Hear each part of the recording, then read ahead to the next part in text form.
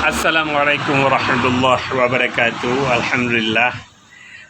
Dalam tuah pan mentong ron berada jadi bauronyo merumpolom dengan lun Tuan War Sanusi dalam Sabohai.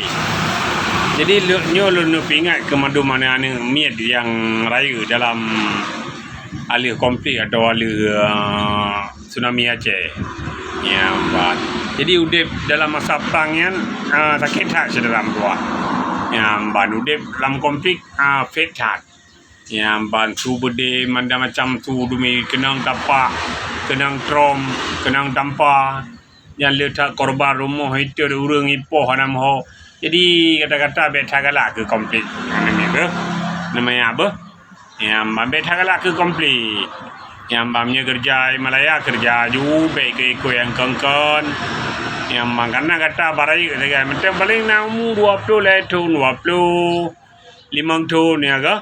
yang bang kerja ju biget-getinan abihinan pen lo mo lain puji ulung gereja yang bang begadu ikut organisasi terlarang yang betan ni ada dengar ikayat ulu adum yang bangaya pegah pejuangnya je lagi area apabila yang ya wadam saya baraya iti balu tsunami raya yang banjir orang sangkang karya tak apa TikTok ka abu muda gutu-gutu bede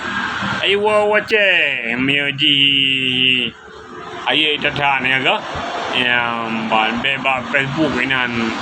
gutu-gutu bede ka pegah dro abu muda panglima muda memupa ya ban jadi nyo nasihat ke adik-adik lun yang pamarayu lah dia takut yang mentang tu darah yang kan mendum yang buatnya yang kali bubut leh peloton dan atau tanggung jawab lomba yang ban jadi kerja medai Malaya kerja beget-get ju nai Malaya ke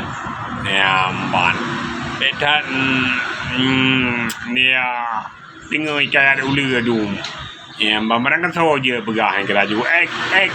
Singapura barang kepu je yang kan buat menduman buat pengedron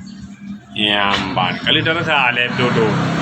yang ban kadang-kadang iron hanan rasa ada komplit ane mi mentang lang komplit tapi lun gak raya lang komplit yang ban ni bulan-bulan ki banjai ka yang ban jadi yang mentang rasa ke adik-adik lun bergaduh perang pegat perang batik tok yang ban kerja laju Malaya ina bergaduh tu menak batik tok kerja laju ina Malaya beget-get get tulung rungsik dan tulung drogrong. Hadir ono mentang dan akhiri wabillahi